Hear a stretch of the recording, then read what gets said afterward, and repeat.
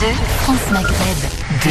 À la une de ce 17 février sur France Maghreb 2, Agnès Buzyn remplace Benjamin Griveaux dans la course municipale pour Paris. Selon vous, est-elle plus crédible que son prédécesseur? C'est la question que l'on vous pose et à laquelle vous répondez sur Facebook, France Maghreb 2, sur Twitter, le grand forum FM2. On en parle dans un instant avec vous au 01 40 33 9000 avec Gamal Abila et Dounia Teibaoui. J'y vais avec cœur, avec engagement, avec sérieux, avec détermination. J'y vais pour gagner. Invité exceptionnel tout à l'heure dans le cadre des rendez-vous d'Anna, Sonia Jasmine pour son livre Alger, cité des paradoxes, un livre événement tout à l'heure à 17h. Le zapping, le meilleur ou le pire de la télé ou de la radio, ainsi que le quiz actu pour finir cette émission tout à l'heure jusqu'à 18h. C'est donc parti pour ce premier grand forum de la semaine en ce lundi. Le grand forum, merci d'être avec nous et en direct sur votre radio France Maghreb 2 en ce lundi. Oui, c'est parti pour une nouvelle semaine et vous souhaite d'ailleurs de bonnes vacances parce qu'il y en a beaucoup qui sont en vacances en ce moment. Alors bonnes vacances et puis aussi bon courage à tous ceux et toutes celles qui travaillent et il y en a beaucoup. Alors aujourd'hui pour m'accompagner, eh bien quand on le voit arriver, on sait que il est là et il dégaine plus vite que son ombre. L'ami Gamal Abina, comment ça va Gamal? Très bien, qu'est-ce que ça fait toi? Bah très très bien. C'est la douceur incarnée, Dounia Teibaoui, quoique il faut pas trop la chercher non plus parce qu'elle peut parfois sortir les griffes. Bonjour Dounia. Bonjour Christophe, bonjour les auditrices et les auditeurs, bonjour tout le monde. Alors tout à l'heure nous recevrons et nous irons et nous ferons une petite escale bien méritée du côté d'Alger avec un livre magnifique qui crée un petit peu la sensation autour de ce livre. Alger, la cité des paradoxes avec Sonia Jasmine qui sera avec nous tout à l'heure dans le cadre des rendez-vous d'Anna. Elle sera, je l'ai vu, qu'elle est arrivée toute fraîche de Suisse, elle vit en Suisse d'ailleurs, et elle est là ici pour nous sur France Maghreb 2 aujourd'hui. Pour l'heure, l'épisode du week-end, on allumait BFM TV ou les chaînes d'infos en continu, on parlait que de ça. Agnès Buzyn, qui pourtant, il y a à peine 2 jours, déclarait qu'elle avait absolument pas le temps pour prendre la mairie de Paris. Et oui, comme quoi, la parole politique ne vaut pas grand-chose. Vous serez candidate au municipal ? Je l'ai dit, je ne pourrais pas être candidate au municipal. Votre décision est prise. J'avais déjà un agenda très chargé. Vous l'avez dit vous-même, j'ai beaucoup de réformes aujourd'hui dans le ministère et c'est rajouter un surcroît de travail inattendu malheureusement, qui est cette crise du coronavirus, qui aujourd'hui m'occupe énormément. Et donc j'avais dit à Benjamin Griveaux, malgré mon soutien, que je ne pourrais pas m'engager auprès de lui. Agnès Buzyn a longtemps dit non à Paris à cause d'un agenda trop chargé. Désormais c'est oui. L'actuel ministre de la Santé se lance en urgence pour tenter de réanimer la campagne. J'y vais avec cœur, avec engagement, avec sérieux, avec détermination. J'y vais pour gagner. Elle y va pour gagner, quoique quand on participe à une élection c'est quand même pour gagner, c'est la base. Agnès Buzyn donc finalement l'a appris hier, se lance, elle a démissionné du gouvernement. La question aujourd'hui, est-ce qu'elle sera plus crédible que son prédécesseur, à savoir Benjamin Griveaux qui s'est fait illustrer par des pratiques un petit peu hasardeuses. Ouais, on peut le dire, c'est hasardeux pour le coup. Gamal. Crédible. Est-ce qu'elle est plus crédible que Benjamin Griveaux pour représenter la reine? Lui-même n'était pas crédible au départ. Hein. Je rappelle tout de même que Griveaux c'était la star des Gilets jaunes qui a vu son ministère attaqué et qui était très très mal vu par rapport à ça. Mais au-delà de ça, non, elle n'est pas crédible parce que déjà elle n'est pas crédible pour une faute grave qu'elle a commise. Je le rappelle tout de même. L'invitation au rêve du coronavirus qu'elle a laissé rentrer tranquillement un avion chinois sans les mettre en quarantaine alors qu'elle était ministre de la Santé, c'est extrêmement grave. Moi, et la crise dans les hôpitaux depuis des mois. On parle même pas de cette accélération, mais déjà ça c'est criminel de sa part. Donc oser se présenter devant les Parisiens après un tel fiasco sur le plan sanitaire, je pense qu'il n'y a même pas à discuter de sa crédibilité. Mais est-ce que finalement, parce que quand on regarde un petit peu ce qui se passe dans ce gouvernement Édouard Philippe Macron, on se pose quelques questions. Il y a quand même par exemple 2 autres grandes personnalités du gouvernement qui sont candidats, à savoir Édouard Philippe, Premier ministre, qui lui ne démissionne pas et pourtant fait campagne à Wavre. Et puis il y a Gérald Darmanin qui fait campagne à Tourcoing. Pourquoi elle démissionne? C'est son bilan qui est peut-être remis en cause? Je sais pas, possible. Et puis, on est en pleine affaire du coronavirus là. On est quand même en plein dedans, en pleine crise. Il y a eu un mort en plus. Il y a eu un décès décès hier. Après sa candidature, moi je trouve que c'est un petit peu de l'impro. Ça fait pas sérieux. Je sais pas ce que t'en penses, Gamel. Effectivement, il y a ces opposants qui ont soulevé, qui ont souligné que vendredi sur France Inter, je crois. Oui, on vient de l'écouter, elle avait dit qu'elle n'avait pas le temps. Et puis là, revirement de situation. On comprend pas. Elle se présente à la mairie de Paris, où il y y a quand même des gros enjeux. On se présente pas à la mairie de Paris comme ça du jour au lendemain. Donc, au niveau crédibilité, au vu de son bilan également en tant que ministre de la Santé, je ne pense pas non qu'elle soit qu'elle fasse le poids pour ces fonctions-là. Alors vous êtes 89% à dire non, elle est moins pas crédible par rapport à son prédécesseur. Elle est bon voilà, moi ça mérite d'être clair. Hein. Vous êtes, vous continuez en tout cas de voter sur France Maghreb 2, sur Facebook, sur Twitter, le Grand Forum FM2. En tout cas, la question se pose autour de cette affaire Griveaux aujourd'hui. Ce qui nous dérange un peu quand même dans cette histoire, c'est qu'on est en train de nous dire que finalement. Le fait que ce soit des vidéos anonymes, alors que c'est absolument pas anonyme, je veux dire c'est lui qui a fait le choix de qu'elles soient plus anonymes puisqu'il les a envoyées ces vidéos. Elles ont été récupérées et publiées sur un site voilà tout à fait officiel. La question qui se pose, c'est qu'aujourd'hui on a l'impression que d'avoir dénoncé le type de comportement de Monsieur Griveaux, cela met à mal la démocratie. Et on nous prépare comme ça des petites lois liberticides, hein, je ne sais pas, sur l'anonymat justement, sur les réseaux sociaux, sur la liberté d'expression. Enfin, ça devient très compliqué cette histoire quand même. Quand il s'agit par exemple d'entendre une adolescente un petit peu malpolie et irrespectueuse qui propose de mettre un doigt dans, voilà, ça passe sa crème. Quand on a une élue ou une candidate pardon du côté de Saint-Germain-en-Laye qui s'insurge contre le fait de la présence de maghrébines à Marseille ou à Paris dans les élections, bon, Castaner a décidé de la poursuivre, mais fait, oui. Ça passe crème. Et quand on dénonce le comportement sur le plan de la morale, ça pose question, de Benjamin Griveaux, là on met à mal la démocratie. Il y a pas un problème quelque part là, Gamal? Non, je suis pas d'accord avec ça. Mais il faut très clair. Faut distinguer deux choses. Là, tu viens de faire référence à Mila, cette malheureuse affaire ridicule montée en épingle d'une gamine de 16 ans. Sortir d'autres exemples. Hein. Oui, mais elle, c'est intéressant parce qu'ils ont monté en épingle une pauvre affaire de gamins qui s'insultent et qui ont des comportements de gamins, clairement. Donc ça, c'est une chose qui est déclarative. C'est-à-dire qu'elle le fait sur les réseaux intentionnellement et c'est la raison pour laquelle on met ça en avant. En revanche, Griveaux, pour le coup, je suis pas son porte-parole ni son défenseur, mais il y a quand même une chose. On appelle ça la violation de la vie privée. C'est-à-dire qu'on a mis un aspect de sa vie privée qui est pas forcément le plus reluisant en avant sur le réseau alors qu'il l'a pas demandé. Mila, elle fait déclaratif, lui, il le subit. Donc, de ce point de vue-là, il mérite quand même d'être protégé. Quand t'es un homme politique, tu fais pas une telle erreur. Surtout que ça, a priori, c'était des pratiques quand il était ministre, porte-parole du gouvernement, s'il te plaît. Oui, bah, le pouvoir remonte au crâne. À la limite, il fait ce qu'il veut dans sa vie privée, c'est une chose. Mais pourquoi il envoie la vidéo? Je veux dire, il fait le choix aussi de se faire piéger derrière. C'est sa vie privée et celle qui l'a piégé va être condamnée parce que ça s'appelle une violation de la vie privée. Il a pas mis ça. C'est lui qui fait du spectacle en s'affichant avec sa femme dans Paris Match. Avec cette fille uniquement, pas avec le public. Exactement, il fait du spectacle dans le cadre privé. Je suis tout à fait d'accord avec ce que dit Gamel, je le rejoins. C'est dans le cadre privé, c'était une vidéo qui était censée rester dans le cadre privé, qui a été volée et qui a été diffusée, ce qui est comment dirais-je, sanctionnable par la loi en France. Ouais. Il y a des règles, il y a une justice et voilà. Parce que ça, j'ai envie de dire, c'est même comme sur le dossier, il y a un autre dossier connu maintenant, c'est le dossier Ramadan. C'est pareil. Oui. On a quand même mis en avant beaucoup d'éléments alors qu'il y a l'instruction qui était menée à charge sur certainement des écarts de sa part, mais ça reste encore une fois une action de la vie privée et on peut pas rendre ça en public. Dès qu'on le rend en public, il y a l'action politique derrière.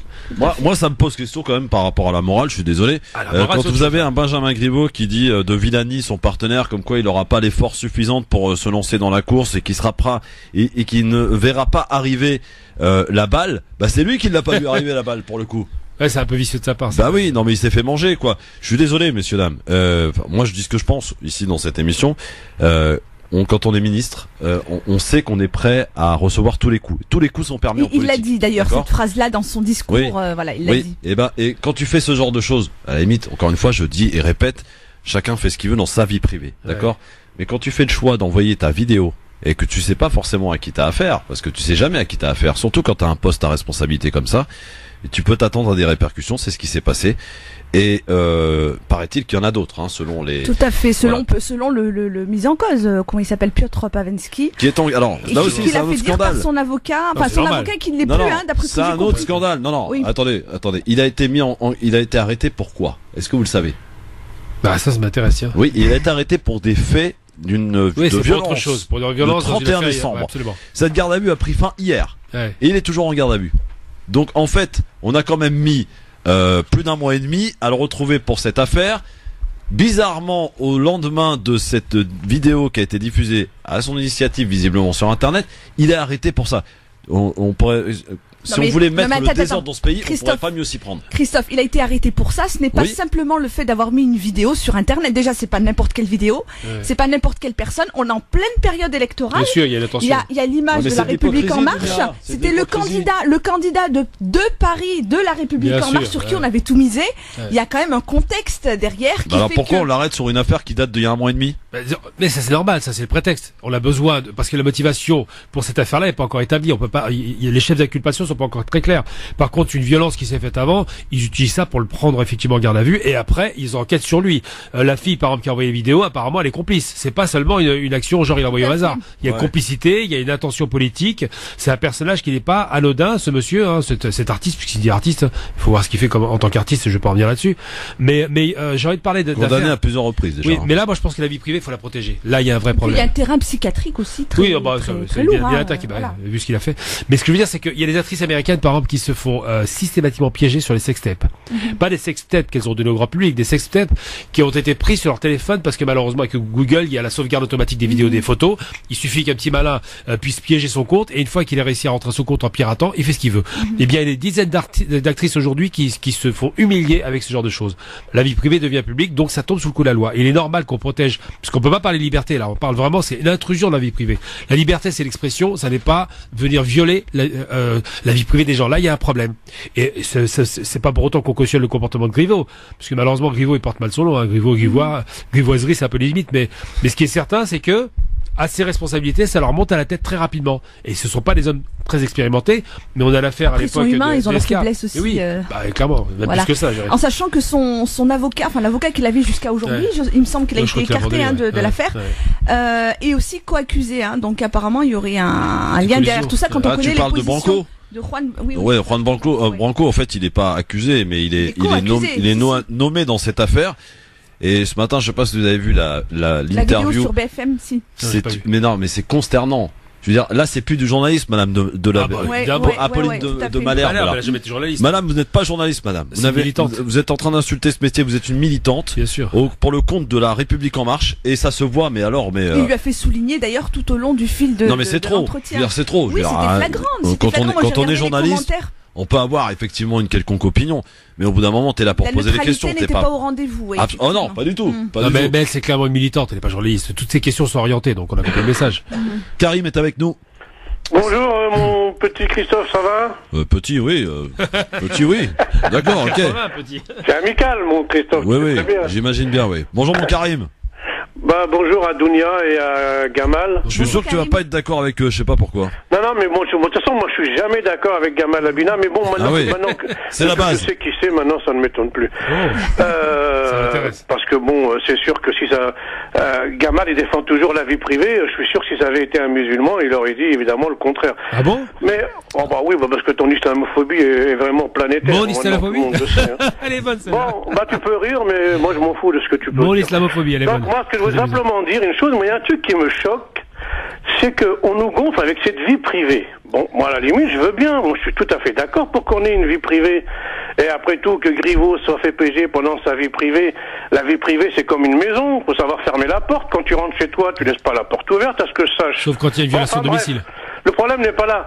Mais moi, j'ai entendu parler il y a pas longtemps d'une femme qui était dans la police, qui était bien notée, qui était respectée, et on a ressorti des choses de sa vie privée de 2014. Ah oui, là, ça pose pas de problème. Pour le coup, là, je suis pas d'accord avec Karim, je me permets d'intervenir. Mais je vais finir, s'il vous plaît, c'est possible? Oui, vas-y, Karim. Voilà.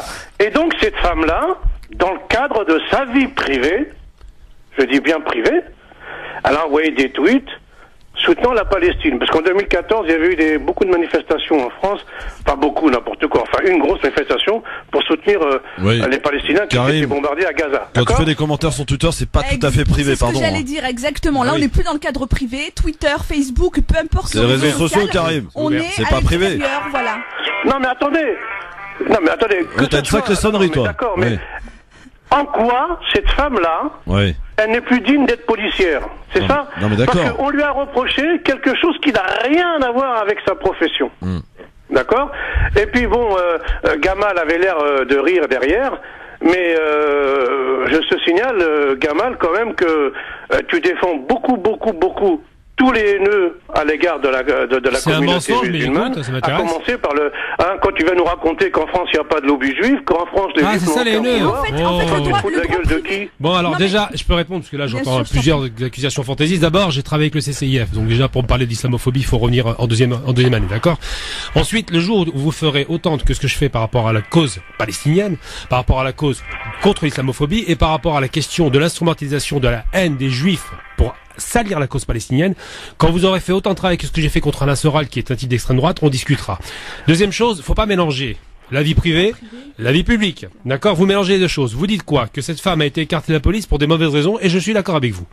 Mais elle s'est exposée aussi, et ça malheureusement ils en ont profité. C'est-à-dire qu'il faut être un peu malin et ne pas afficher ses idées, surtout dans une période aussi malsaine que ce nettoyage littéralement ethnique de la police, parce qu'on veut choper du maghrébin qui est un peu engagé. Alors on est d'accord. Par contre, quand vous accusez des gens de choses, il faut étayer une accusation, monsieur. Moi je vous connais pas, mais le terme islamophobie me concernant, c'est la pire blague que j'ai jamais entendue. Mais moi je suis pas comme vous, je passe pas ma vie sur les réseaux sociaux, je fais pas moi je vous ai découvert sur YouTube, j'étais estomaqué. Donnez-moi l'exemple, faut être précis quand vous parlez. Qu'est-ce qui t'a choqué mon Karim? Vas-y, dis-moi, qu'est-ce qu'il a fait le gamin? Moi, je veux dire, j'espère que tu vas pas le mal le prendre, Christophe, parce que j'ai beaucoup de respect pour toi, mais moi je considère Gamal Abina une taupe sioniste au cœur du monde musulman.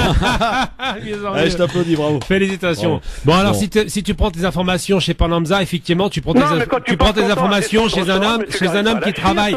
Tu as le courage de Soral, toi. Le courage de qui? De Soral. Il a cavalé devant moi, il a cavalé, c'est tout, il a cavalé le courageux. Non mais tu l'as toi le courage de Soral? Il n'a pas de courage, il s'est sauvé en Suisse. Monsieur est condamné, il part en Suisse parce qu'il a peur. était persécuté. Non, pas persécuté, parce qu'il a peur de la prison, parce qu'il sait qu'il va trouver des ivards. C'est pas normal qu'on soit en prison parce qu'on critique un lobby. Non, on critique pas, on insulte, c'est différent, mais nous on n'est pas insultés. Mais je comprends pas. Ton problème c'est que tu confonds juif et sioniste. C'est toi qui confonds tout, t'es toujours en train de donner des leçons. Tu confonds juif et sioniste. Je me permets juste vas-y, Dounia. Voilà, une dernière intervention. Salut Karim. Bon voilà, il a plus envie de discuter. Ça y est, il se barre. Oui. Puisque c'est dommage parce qu'il intervient effectivement pour une histoire de droit privé et de vie privée, vie publique, mais il mélange tout parce qu'il intègre la cause palestinienne, il intègre les musulmans, les non-musulmans, le lobby juif, etc. Et là, il est complètement aux antipodes de voilà. Donc on est un petit peu sorti du sujet. Ouais, hors sujet clairement. C'est hors sujet et malheureusement il maîtrise pas vraiment. Mais moi je suis un peu choqué par vos réactions à tous les deux. Hein. Ah bon bah oui, non, je vous cache pas. Sur l'affaire, ça vous a choqué qu'on révèle cette vidéo, ça vous a choqué qu'il ait démissionné, qu'il assume pas derrière? Non, qu'il ait démissionné c'est normal, mais qu'on révèle c'est pas normal. Exactement. Bah oui. La façon dont ça a été fait. Bah oui.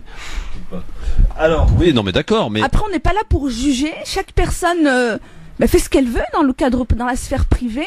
Ce qui est choquant, oui, Christophe, je le dis et je le redis. Moi, ça me choque. Pardon, ça me choque qu'un Castaner qui va en soirée alors que Paris est en train de brûler va se bourrer la. Non, Dounia. Quand tu choisis de t'exposer de la sorte, c'est-à-dire que tu veux être une personnalité publique. Il faut assumer les conséquences derrière. Mais alors, c'est ce qu'il a fait, il a assumé les conséquences. Gamal, toi, ce qu'on fait dans notre vie privée, même si ça se retrouve sur les réseaux, ça aura pas d'impact. Nous sommes personne, d'accord? Eux, par contre, ont choisi de se mettre en avant. Il veut briguer la mairie de Paris. Il a été porte-parole du gouvernement, s'il vous plaît. Un minimum de dignité et de comportement quand même derrière. Mais je trouve que ça fait partie de la dignité aussi, le fait qu'il se soit retiré, qu'il ait fait son petit discours et qu'il ait une passation derrière. Rappelle-toi sa femme, c'est elle qui a été humiliée, ses enfants. Évidemment. Mais là, tu confonds deux aspects, Christophe. Non, je confonds pas. Il y a l'aspect moral, et là, on te rejoint sur la morale, effectivement. Sur la morale, c'est condamnable, il se comporte comme un imbécile, il respecte pas sa famille, il ne respecte pas sa fonction. Mais on parlait pas de ça, on parlait de la vie privée. C'est-à-dire que, quand quelqu'un rend public un échange privé, ça devient, clairement une intention politique de le déstabiliser. Moi, j'aime pas particulièrement le personnage, c'est pas mon pote, loin s'en faut. Mais, il y a un comportement à avoir qu'il n'a pas eu. Mais j'ai envie de rappeler le passé, pour faire simple. François Mitterrand avait une maîtresse. Oui. Une enfant illégitime. Mazarine. Que tout le monde connaît. Mazarine. Pajot. Maintenant, elle est très connue. C'est sorti. Alors, tout le monde savait à l'époque. Tout le monde savait. C'est un secret de Polichinelle. À l'époque, comme les journalistes avaient peur de Mitterrand. Il n'y avait pas les réseaux sociaux. Il n'y avait pas les réseaux sociaux, voilà. Et les journalistes étaient complices. Ils disaient rien. Ouais, mais et le jour où elle est sortie, c'est le jour de la mort de Mitterrand. Elle était le jour de son enterrement à l'église, qui était cocasse d'ailleurs, parce que, en termes de respect de la religion, c'est autre chose. Vu que c'est une fille illégitime sur les cathos, ça fonctionne pas. Mais pour dire, c'est que si on avait révélé ça au début de carrière de Mitterrand, s'il y avait les réseaux sociaux, il serait mort. Ça n'a pas été le cas. Alors, donc ça veut dire quoi? Les réseaux sociaux sont à bannir? Non, les réseaux sociaux, ça il faut une loi pour les contrôler. Ils sont là, il faut faire avec. Non, mais pourquoi? Attends, il faut réglementer, une réglementation. Comment tu réglementes? Je donne un exemple très concret. Le guignol qui a appelé à l'instant, excuse-moi pour le terme guignol, parce que ça. Non, tu dis pas guignol. Guignolès. Non, il s'appelle Karim. Oui, bon, Karim, d'accord. Karim, donc un fan de Panamza. Il va écouter la propagande d'un type qui est un fan de Gamal Abina, mais dans un sens négatif, donc tant mieux. Il va écouter la propagande d'un type qui s'appelle Panamza, Hichem Hamza pour être précis, qui est condamné des dizaines de fois pour diffamation publique. Là, il fait une petite offensive contre moi, ridicule, mais enfin c'est pas grave. Et il me sort un truc extraordinaire, je suis islamophobe. Il a aucun élément des vidéos qu'il a pu voir chez moi qui va dans ce sens-là. Bien au contraire, la dernière intervention que j'ai eue, c'est plutôt une défense de l'islam, d'accord. Face à un excité quand même. Exactement. Et là, il va nous sortir une contre-vérité grossière dans le but d'essayer de me salir. Eh bien ça, c'est le phénomène des réseaux sociaux. C'est-à-dire qu'un type qui n'est pas journaliste balance n'importe quoi sur le net et transforme la réalité en m'insultant. Je parle d'Hichem Hamza. Un de ses fans débarque au téléphone, vient être très très agressif et très dans l'invective. Avec quoi? Avec le discours classique du complotiste imbécile de dire, je parle du discours, de dire les juifs sont derrière tout. C'est ça son problème. Moi, je dis que les sionistes ne sont pas juifs uniquement, 80% des sionistes sont chrétiens, mais ça il l'oublie tout le temps, et que ces juifs qu'il montre du doigt, ils globalisent, ils font une généralisation. Eh bien, ce que lui il n'aime pas, l'islamophobie, ça devient la judéophobie. Je confonds pas le sionisme et la judaïté, c'est deux choses différentes. Bon, alors nous sommes avec Fatima. Salut Fatima.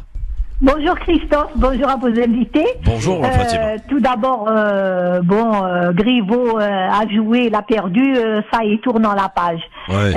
En ce qui concerne les musulmans, Christophe, si on avait des défenseurs aussi capables que ceux qui défendent la communauté juive, eh ben toutes les télés seraient fermées, tous les journaux seraient déjà fermés.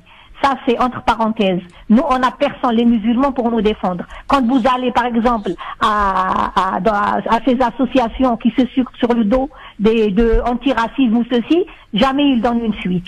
En ce qui concerne Madame Buzyn, je voudrais revenir à Madame Buzyn, oui. la ministre, voilà. L'ex-ministre. Moi, quand j'ai entendu son nom, j'ai sauté au plafond. Je me suis dit, mais quand je l'ai vue pleurer, je me suis dit, cette dame est humaine, si elle pleure. Vous avez vu Hidalgo pleurer? Vous avez vu un politique pleurer? C'est une bonne actrice. C'est une bonne actrice.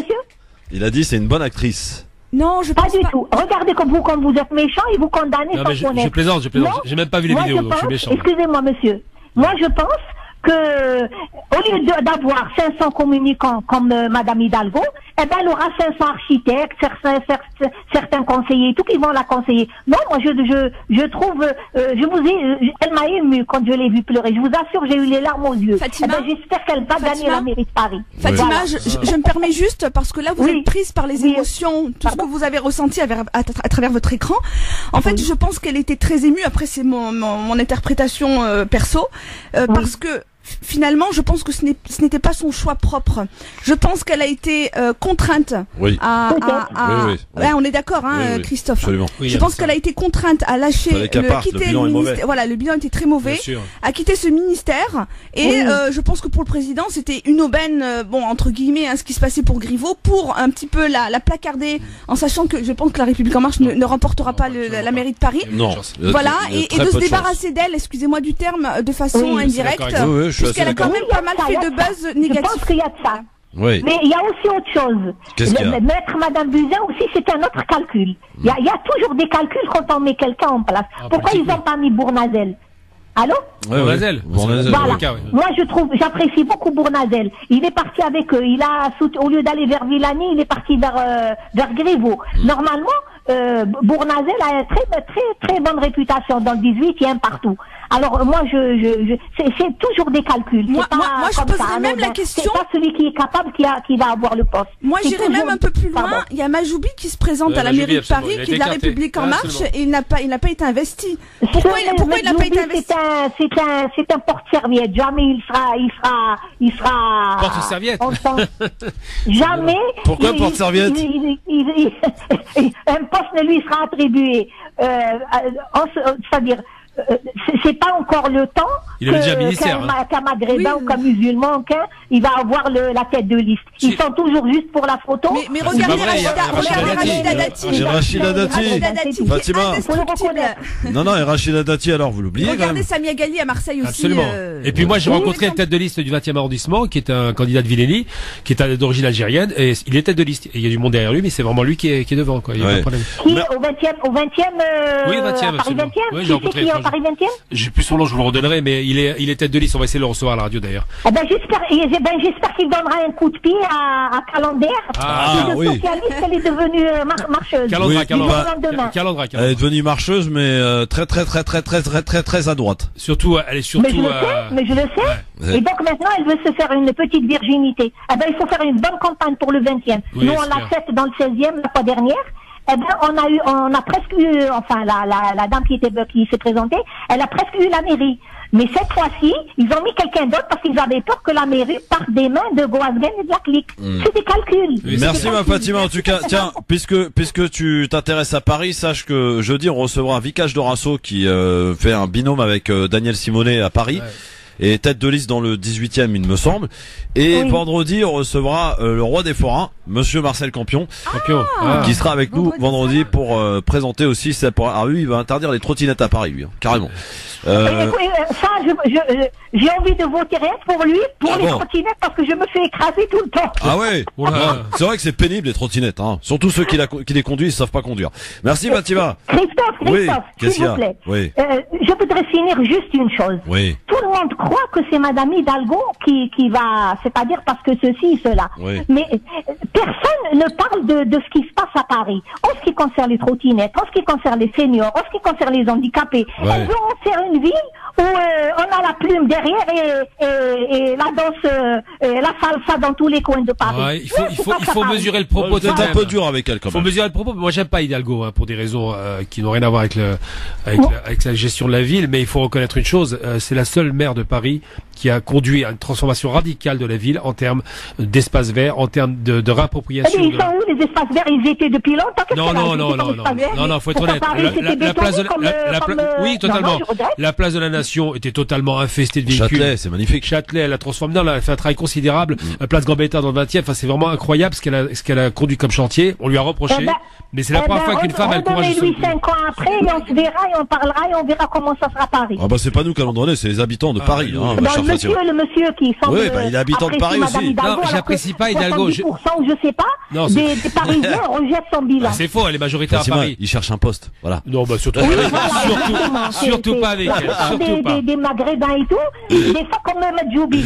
Mais je rigole, j'ai ma petite société, j'ai pas besoin de ça. Alors il y a 36 boîtes, à chaque fois ils sortent d'une boîte, alors qu'ils avaient dit la nuit. J'ai ma petite société. Merci Fatima, merci beaucoup. En tout cas, ils sont extraordinaires. Bon, c'est des blagues, hein. Bien sûr. Je crois qu'il y a un auditeur qui appelle. Oui. Je sais pas s'il y a que moi qui remarque, mais il y a toujours un parallèle qui est fait avec les Arabes, ceci, tu vois, tout le temps. Malheureusement, c'est ça. Tout le temps. Ils ont besoin d'un curseur pour se comprendre. Oui, bon, d'accord. Non mais attends, il y a une chute, t'as pas compris? Non, j'ai pas compris trop là. Oui, d'accord, du genre, il n'y a pas de chute. Okay. Non, la chute, c'est qu'il y a toujours un parallèle qui est fait, soit avec les musulmans, soit avec la cause palestinienne, soit pour des choses des fois qui n'ont absolument rien à voir. Parce que ce sont des gens effectivement qui n'ont pas la parole, Dunia, Gamal, ils n'ont pas la parole ailleurs. Et on les insulte à longueur de journée dans les médias. D'accord? Quand on parle pas de Griveaux, là, tant mieux, on parle pas d'islam en même temps. On va peut-être pas faire le lien quand même avec les soirées un peu agitées de Griveaux et l'islam quand même. Ouais, non, mais quoi, non? On pourrait, il y a quelques histoires. Allez, je pense que la pub est bien arrivée au bon moment. Dans un instant, on sera avec Anna Guézard-Poicas pour son invité. Ah, le livre, il est bon, le livre. En tout cas, il fait parler de lui, le livre. Il s'appelle Alger, la cité des paradoxes. Son auteur est avec nous, venu de Suisse, spécialement sur France Maghreb 2, à suivre dans un instant. Sonia Jasmine sur France Maghreb. Le Grand Forum, merci d'être avec nous et en direct sur votre radio avec Dounia Taïbaoui, avec Gamal Abina ici présent, qui est devenu le plus grand islamophobe. En 2 secondes, 2:30 en mouvement, c'est bien. Et évidemment, vous le savez, le lundi, mais pas seulement, mais surtout le lundi, régulièrement, c'est votre rendez-vous. Les rendez-vous d'Anna avec Anna Guézard-Boicas. C'est parti les amis. Le Grand Forum vous présente chaque lundi à 17h les rendez-vous d'Anna. Et une sacrée invitée aujourd'hui cette semaine, ma chère Anna. Bonjour. Bonjour Christophe, bonjour mesdames et messieurs. C'est toujours un plaisir de vous retrouver sur les ondes de France Maghreb 2. Alors présentez-nous votre invité, ton invité, ma chère Anna. Alors mon invité aujourd'hui s'appelle Sonia Jasmine, une écrivaine franco-algérienne venue spécialement de Suisse aujourd'hui pour être avec nous. Une Algérienne perdue en Suisse. Ça peut arriver. Pour nous parler de son livre qui a suscité diverses réactions, Alger, cité des paradoxes. Donc ce que je peux vous dire, c'est qu'elle ne peut pas être ministre du tourisme en Algérie à cause de son livre. Ah oui? Oui, bonjour Sonia. Bonjour Anna. Merci d'avoir accepté. Bonjour Sonia. Merci, bonjour tout le monde, merci de m'avoir invité, je suis ravie d'être avec vous aujourd'hui. Alors le livre s'appelle Alger, cité des paradoxes. Écoutez cet petit extrait que j'ai pu récupérer. Alger, c'est une mère qui nous enlace par sa tendresse. Elle nous nourrit par sa beauté et nous parle silencieusement. L'écouter est un art et la comprendre est un don. Il faut juste la regarder pour la ressentir, y vivre pour y apprécier la vie et la quitter pour la regretter. Alger m'ensorcelle par ces moments atypiques où l'on peut croiser toutes sortes de personnages qui vont venir enjoliver les dures journées que je vis. Pas de symbiose dans le morose, plutôt des rires et de grands chants. De vie en vie, je me faufile entre les portes en écoutant. Ces comédiens, ces Algériens jouent leur rôle, parfois pleurant, parfois riant. Le spectacle, c'est tous les jours lorsque l'on garde ses yeux d'enfant. Et toi, chercheur d'or, portant à l'épaule ta pioche affûtée, quitte donc cette mine qui te mène, le filon est épuisé. Assieds-toi sur les marches de Notre-Dame d'Afrique, observe l'horizon. Le précieux minerai est là, sous tes yeux à demi-clos.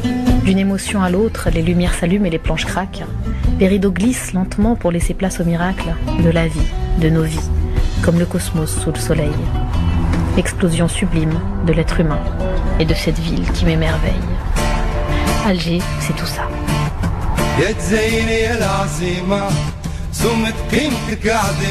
Ah, c'est magnifique. Bravo Sonia, bravo.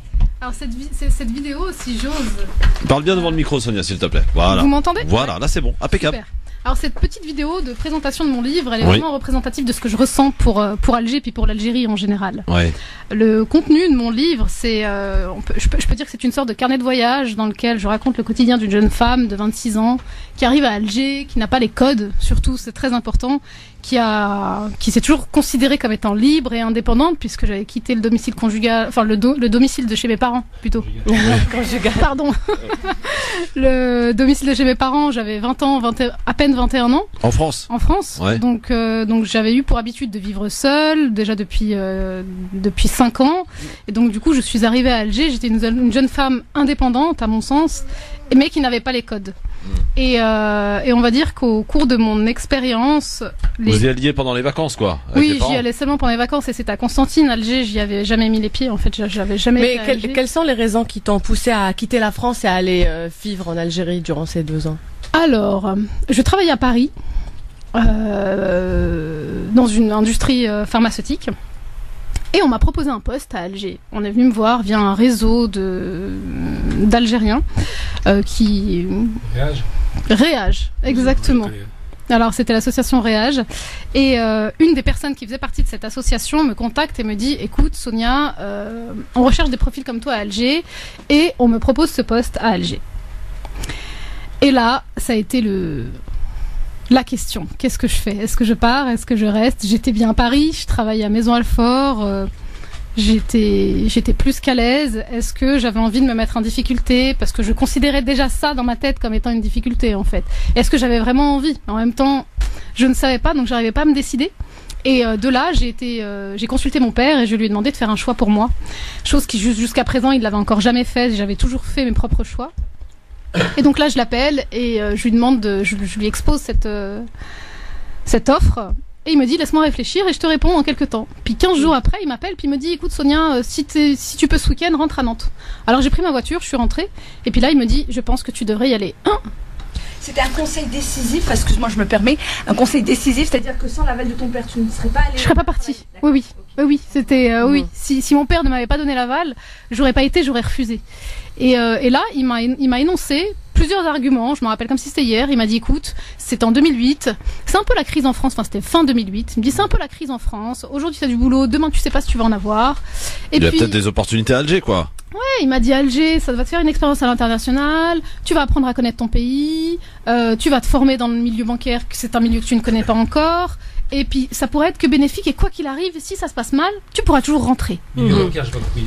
Du médical au bancaire. Non, bancaire. Ah, il est pas bancaire. Oui, oui. Bah, j'étais dans l'industrie pharma, puis je passais dans le milieu bancaire, puis donc du coup, quand il m'a énoncé ça, bah je lui ai dit, t'es sûre? Et il m'a dit, oui, ma fille, je pense que tu dois y aller. Et alors, Christophe, tu as commencé avec la partie qui fait plaisir, la partie dans laquelle l'écrivaine annonce son amour pour l'Algérie, etc. Mais Sonia, tu mâches pas tes mots parce que tu dis dans ton livre, je te cite, dans les rues d'Alger, chacun y va de sa propre règle, tout le monde bouscule tout le monde et personne ne respecte les règles du savoir-vivre, la base de l'éducation, la politesse, le respect de l'autrui, la propreté. C'est vrai. Waouh. Oui, tu vas fort quand même. Oui, j'y vais fort, mais en même temps, je pense que c'est une réalité. En fait, si je l'ai écrit, c'est parce que je l'ai vécu. Et puis ce passage-là, il me semble, si je veux juste rappeler les choses, dans mon livre, il y a plusieurs petits chapitres, et on me découvre au travers les chapitres, en fait. Et donc c'est de mon arrivée jusque mon départ définitif. Et c'est vrai que cet extrait-là, il me semble qu'il est dans le chapitre, dans un des derniers chapitres du livre, où je fais un constat avec moi-même et un constat de toute mon expérience, en fait. Combien de temps en Algérie? 2 ans et 4 mois. 2 ans et 4 mois. Ah oui, et 4 mois, on dirait que c'est 2 ans et 4 mois. La prison. C'est important de préciser. 2 ans et 4 mois. Sonia, pour toi, une femme célibataire ne peut pas vivre à Alger? Alors, une femme seule, qui est libre et indépendante, et célibataire, c'est dur. Je vais pas dire qu'elle ne peut pas vivre à Alger, c'est pas vrai, mais c'est dur d'être une femme à Alger. C'est plus ça le message. Tu étais dans un quartier, ce qu'on appelle un quartier Chabi, un quartier populaire.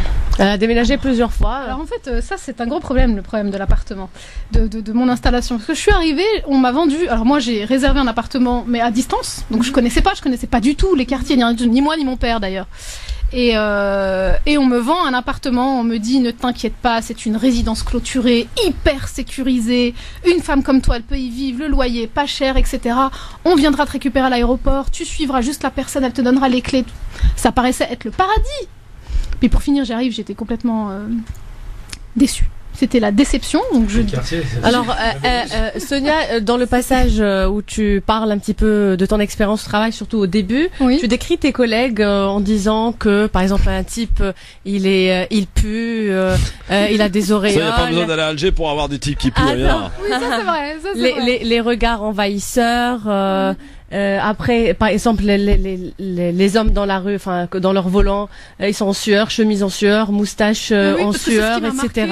Ou tu dis, il a les dents moitié noires à cause des sucreries. Mi-noire, mi-blanche. En fait, mais c'est certainement parce qu'ils mangent trop de sucre. Tu n'as pas peur de la réaction. Enfin, tu crains pas quand même leur réaction. Non, tu dis pas, je vais les défoncer. J'ai vécu des choses avec eux. Bah moi, je dirais que qui aime bien châtie bien. Elle est honnête, elle est transparente et. En fait, non. Moi, je dirais que qui aime bien châtie bien. Pour la simple et unique raison, c'est que c'est du réel, c'est la réalité. Et en tout cas, ça a été celle que j'ai constatée, qui n'est pas qui n'est pas à généraliser, tout le monde n'a pas les dents noires et blanches, c'est pas vrai. Je veux dire, en France aussi, en Europe, partout, il y a des gens il y a des personnes qui ont des belles dents, d'autres qui ont des mauvaises dents, puis c'est comme ça. Mais moi, ça m'avait juste marqué, en fait. Et donc, je l'ai écrit tel que je l'ai ressenti. Mais pour moi, c'était plus drôle parce que je suis un peu sarcastique et puis j'aime un peu provoquer et taquiner, mais ça m'avait absolument rien de méchant. Il y a une famille qui t'a bergé durant, on connaît tous la générosité des Algériens et des Maghrébins en général. Oui, c'est vrai. Il y a une famille qui t'a bergé durant le mois de Ramadan, où tu as pu manger, dîner chez eux tous les jours, et tu racontes l'histoire de la fille qui a un petit peu ton âge, et que tu dis qu'elle a été envahissante simplement parce qu'elle te racontait comment elle traversait la ville pour te ramener des épices ou te préparer des plats pour te faire plaisir, et c'était elle qui avait les cheveux comme des cheveux crépus comme l'aluminium. Non, celle qui avait les cheveux crépus, c'était une autre, c'était une de mes collègues. J'aime beaucoup par ailleurs, hein, mais voilà, je l'ai décrit avec des cheveux crépus. Et tu dis que c'est des personnes intéressées, etc. Mais tu n'as pas peur quand même de les vexer, eux qui ont été généreux avec toi? Parce que j'ai Est-ce été que c'est pas un petit peu de l'ingratitude? Non, c'est pas du tout de l'ingratitude, et je le dis bien d'ailleurs dans ce chapitre qui parle de cette famille qui m'a hébergée. D'abord, ils m'ont hébergée parce que j'ai un profond. Le patriarche de la famille ne m'a pas laissé le choix, en fait. Et vu que j'ai le respect de l'ancien par mon éducation, je suis restée. Sinon, j'aurais fait un mois à l'hôtel et ça aurait été très bien et je me serais sentie beaucoup mieux. Mais le fait que je sois en immersion dans cette famille, je me suis sentie oppressée, je me suis sentie envahie, en fait, par cette fille qui portait le poids de sa famille sur les épaules, mais qui n'était pas libre et qui rêvait à l'issue des 3 semaines. C'est quoi une femme libre pour toi, Sonia? Une famille. Non, une femme libre. C'est être libre de ses faits, de ses gestes, de ses pensées, de vivre seul. Moi, je viens d'une culture où on quitte pas le domicile familial tant qu'on n'est pas marié. Ouais. En Algérie, ça se ressent encore. Rares sont les femmes qui vivent seules. Il y en a, mais ça reste quand même une minorité. On va pas se mentir. Alors, Sonia, dans ton livre, on constate qu'en 2 ans et 4 mois, tu as vécu 2 agressions, dont une sexuelle. Tes pneus ont crevé cette fois. Il a failli. Tes pneus ont crevé cette fois. T'as déménagé 3 fois. Une fois, le compteur a explosé. Oui. Quoi encore? Ouais, le compteur de la maison de l'électricité, a explosé. Alors qu'elle était sous la douche. Et comme quoi tu te fais agresser dans la rue parce que tu te fais draguer d'une façon très très déplacée. Des enfants t'ont traité de prostituée. Non, alors d'actrice de film porno. Bon. Et prostituée aussi. Je sais pas si c'est plus grave à la vie, mais c'est ironique. Je vais vous épargner toutes les autres insultes qui sortent de c'est une succession de mésaventures, c'est-à-dire c'est un concentré de... C'est un concentré. Et encore, j'ai pas tout dit. Attends, justement, on a Dina. On a Dina qui est avec nous et qui a vécu 40 ans à Alger et qui semble collaborer avec vous par rapport à vos propos. Bonjour Dina. Bonjour. Je suis tout à fait d'accord avec elle.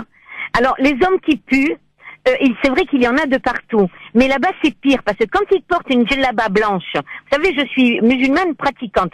Il est vrai que j'ai les cheveux à la garçonne, que je suis très souvent en Bermuda quand je vais à Alger. C'est comme ça que j'ai toujours vécu. Je n'obtiens absolument rien. Et celui qui a la djellaba blanche et qui s'essuie sur sa djellaba, c'est écœurant. Celui qui ne vous donne pas vos droits, qui vous parle et qui oriente son regard vers ailleurs, comme si effectivement vous étiez une femme. Toi, femme, tu restes à ta place. Moi, je suis l'homme. Après, il n'y a pas que ça. Et avec tout le respect donc que je dois à certaines femmes, mais elles sont exceptionnellement rares. Moi, dans ma famille, elles sont toutes universitaires, elles occupent des postes, mais elles sont même pas capables de prendre la voiture, ne serait-ce que pour m'accompagner, par exemple, à l'aéroport. Il faut qu'elles demandent l'autorisation. Je rends pas, mais madame, c'est parce qu'elles le veulent, hein. Elles le veulent, croyez-moi. C'est de l'hypocrisie. Elles sont toutes comme ça. Elles fument toutes. Non, ne généralisons pas, madame. J'ai vécu toute ma vie en Algérie. J'ai toujours conduit depuis l'âge de 16-17 ans. Et voilà, on a toujours bien vécu notre vie sans aucun problème. Vous nous voyez, on est intacts, on a les bras, on nous a pas mangé avant de... Ce qui se passe actuellement, c'est une horreur. Merci Dina. Merci pour votre témoignage. Par contre, Sonia, tu dis dans ton livre que les femmes sont plus dangereuses. Je parle de la conduite. Que les hommes. Attends. Vous connaissez le slogan, là. Attends. Et tu dis que qu'elles conduisent leur voiture comme des boîtes de sardines, des Atos. En fait, elles conduisent ce genre de voiture qui ressemble à des boîtes de sardines ou des boîtes de conserve. Je sais plus trop comment j'ai tourné ma phrase. Mais en fait, on va juste replacer les choses dans leur contexte. En 2008-2009, le crédit à la consommation a été ouvert en Algérie. Ce qui fait que ça a facilité grandement la consommation des Algériens. Ils se sont tous rués vers les banques et puis ils ont fait des crédits pour acheter les voitures. Au même moment, il y a eu beaucoup de Kia, de toutes ces petites voitures en fait qui ont inondé le marché, le Maghreb en fait, les symboles, les Kia, les Picanto, ce genre de trucs, genre de petits véhicules et qui n'étaient pas chers, donc accessibles. Donc du coup, toutes ces femmes qui n'espéraient jamais dans leur tête au plus haut avoir une voiture, elles avaient une voiture du jour au lendemain, mais elles n'avaient pas l'expérience de la conduite. Mais elles ne conduisaient pas toutes des voitures comme ça. Non, mais alors quand je dis parle en connaissance de cause, je peux me permettre. C'est juste, en fait, moi, à chaque fois que j'ai conduit à Alger, mis à part le fait que cet homme qui m'a arrêté sur la route, sur l'autoroute, et que je décris dans un des chapitres de mon livre, j'ai toujours eu des problèmes avec des femmes. Jamais avec les hommes. On rappelle le titre de livre, hein, c'est Alger, la cité des paradoxes. Il va falloir que tu nous dises des trucs bien sur Alger parce que là, t'as vraiment pas envie d'y aller. Hein. Alors, Sonia, tu dis, nous qui sommes nés en Europe, nous ne pouvons pas nous adapter à la vie à Alger. Alors oui, je l'ai dit, effectivement, mais c'est la raison pour laquelle je suis partie, en fait. C'est que pour finir, après 2 ans et 4 mois, j'ai tout vécu. Alors, il faut savoir que les thèmes principaux de mon livre, je le rappelle, c'est l'identité, la place de la femme à Alger. C'est le message précis que j'ai envie de faire passer au travers de ce texte, c'est qu'il est dur d'être une femme en Algérie, tout court. Et aussi, le 3e message, c'est l'amour qu'on peut avoir pour son pays d'origine, parce que malgré toutes ces mésaventures, je suis restée à Alger et j'ai appris à connaître les Algériens. J'ai marché dans les baskets d'un Algérien tous les jours, et c'est grâce à l'Algérien que je suis restée. En fait, 2 ans et 4 mois. Sinon, je serais repartie bien plus tôt, en fait. Alors, on va à Alger, justement, Anna. Puisque nous sommes avec Lamia, qui a un peu le parcours similaire à Sonia, si je ne m'abuse. Lamia Boudoudou. Bonjour. Bonjour Lamia. Je l'ai rencontré en 2008. Bonjour tout le monde. Alors, oui, est-ce que vous avez lu le livre de Sonia Jasmine ici présente? Pardon? Est-ce que vous avez lu le livre de Sonia Jasmine, Alger, la cité des paradoxes? Je l'ai surtout écouté là pendant l'émission. Alors, qu'avez-vous? C'est révélateur parce qu'on a le ton. On a le ton très très cinglant, donc je pense que c'est encore mieux que de lire le livre. Alors, parce que là, avec le temps, c'est plus comment dire, c'est plus réaliste encore. J'avais l'image, mais là j'ai le son. Oui. Alors, qu'avez-vous à lui répondre? Est-ce qu'elle a juste ou est-ce qu'elle exagère? Dites-moi. Alors, écoutez, moi, elle a dit que je trouve qu'il y a trop de généralités. En fait, c'est trop généralisé. Et à chaque généralité, il y a une exception, bien évidemment. J'en suis convaincue. Du coup, ça casse la règle. Ça, je peux vous le dire. Il y a une chose qui m'a surpris, je vais rebondir sur sa conclusion, où elle dit « Je suis restée grâce à l'Algérien ». Mais l'Algérien, qui soit homme ou femme, comme il a été défini, entre l'Algérien qui est pu et qui est sauvage et qui insulte les femmes dans la rue, et la femme qui sait pas conduire et qui refuse d'être indépendante, je vois pas quel Algérien a pu la retenir. C'est complètement paradoxal. Donc l'Algérie est peut-être le pays des paradoxes, mais on sent bien que vous êtes algérienne, madame. Je suis vraiment désolée de vous le dire. Vous êtes tout aussi paradoxal que votre descriptif. Alors, on peut pas rester pour l'Algérien si on le déteste autant. Sonia, réponse. Bonjour Lamia. Attends, on peut présenter Lamia aussi, c'est une franco-algérienne. Est-ce que tu peux te présenter toi aussi? Tu as toujours vécu à Lyon, il me semble, et tu as décidé de quitter ta ville et quitter la France pour rentrer en Algérie et pour monter ton business. Et t'es là-bas depuis 14 ans maintenant? 15 ans maintenant, ouais. Au mois de mai, ça fera 15 ans. Et dire qu'une Européenne, ou en tout cas quelqu'un de binational, ne peut pas revenir vivre en Algérie, je vous le dis, c'est faux. Et je trouve ça dommage, j'aurais vraiment aimé qu'on se croise lors de votre passage ici pendant ces petites 2 années. Je vous aurais fait parcourir l'Algérie que vous connaissez pas ou que vous n'avez pas su voir, certainement. Je trouve ça dommage, je vous invite à revenir et qu'on refasse le parcours. Allez, repartez. Allez, direction à l'aéroport ou arrive aux Médiennes. Ma chère Sonia. Non mais Sonia, répondez à Lamia. Ah mais elle m'entend là? Oui, elle vous entend. Ah oui, pardon. Bonjour Lamia. Mais c'est Sonia. On s'est déjà rencontrés à Alger en fait en 2008. J'étais même inscrite au Ladies Business Club que voilà. Et alors, il existe encore le Business Club grâce aux femmes qui en font partie. Là, les questions étaient assez ciblées sur toutes les mésaventures que j'ai vécues à Alger. Alors moi, j'insiste sur le fait que c'est mon expérience et c'est uniquement mon expérience à moi. C'est ma réalité à moi. Oui, mais alors pourquoi? Alors du coup, si on s'est croisés, je vais me permettre de tutoyer si tu veux bien. Pourquoi tu as pas parlé des belles choses? Non, mais j'ai parlé des choses positives. J'ai parlé de choses positives, mais je me suis concentrée en partie sur mes mésaventures parce que c'est ce qui m'a marqué, c'est ce qui m'a touchée et c'est ce qui a contribué à mon bien-être et à mon mal-être aussi également à Alger. C'est paradoxal, mais c'est comme ça. Je ne dis pas que c'est une généralité parce que loin de là, mon expérience, ça n'est pas la tienne, ça n'est pas celle de toutes les autres binationales et toutes les personnes que j'ai rencontrées à Alger qui étaient binationales ont eu des expériences qui n'est pas comme... Alors moi, ça a été ma conclusion. Après, tu peux ou pas ne pas la partager, puisque toi, visiblement, ça fait 15 ans que tu y es. Et puis moi, je trouve ton parcours admirable et tu as réussi à tenir. Et c'est tant mieux. Moi, je n'ai pas réussi. Donc ma réalité à moi, c'est que je ne peux pas y vivre continuellement. C'est pas possible. Voilà, mais alors après, c'est un point de vue complètement personnel. Donc c'est ton histoire, c'est une biographie, c'est pas une... Elle insiste là-dessus, hein. C'est son histoire. Il fallait pas titrer l'Algérie des paradoxes. Alors non, alors l'expérience de Sonia pendant 2 ans, parce que ça n'est jamais 2 ans. Lamia, si je peux me permettre, le titre de mon livre, je l'ai appelé Alger, cité des paradoxes, parce que pour moi, ça a été une expérience paradoxale, parce que pour moi, Alger, ça représentait des rires et des larmes. Pour moi, c'était l'Algérie, je l'aime et je la déteste à la fois. Pour moi, ça a été un melting pot de paradoxes. Donc ensuite, je nomme le titre de mon livre comme je l'entends et comme je le ressens. En tout cas, on entend que Lamien n'est pas du tout d'accord avec vous. Non, moi, je suis pas d'accord. Après, je suis pas d'accord.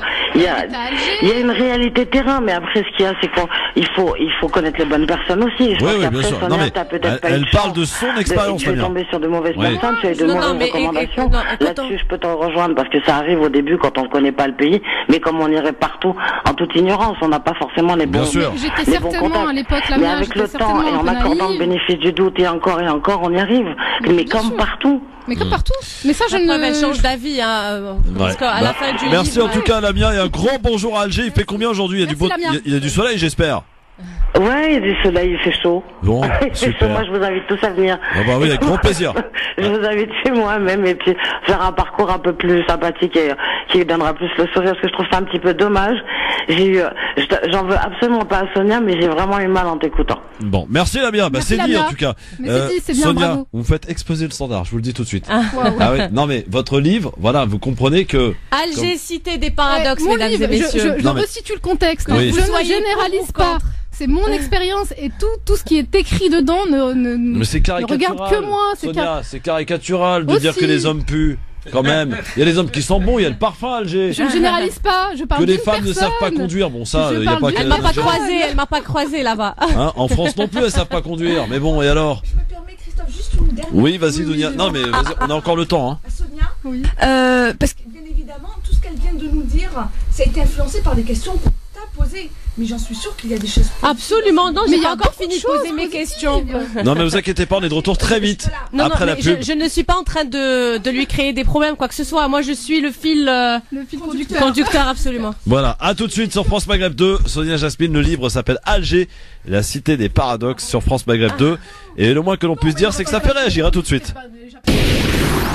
France Maghreb 2, France Maghreb 2. Merci d'être avec nous, le grand forum avec Gamal Abina et également Dounia Tebaoui et Anna Guézard-Bouakaz. On va prolonger un peu l'entretien parce que je vous cache pas que le standard est en train d'exploser. Sonia Jasmine ici présente pour son livre Alger, la cité des paradoxes, nous a fait exploser le standard. C'est vrai que tu nous as dressé un tableau assez sombre d'Alger, ton expérience de 2 ans et 4 mois passés là-bas. Si c'était vraiment aussi embêtant, ennuyeux, pourquoi es-tu resté 2 ans et 4 mois alors? Mais c'est justement la raison, c'est que ça n'était pas si embêtant que ça. Oui, j'ai eu des mésaventures.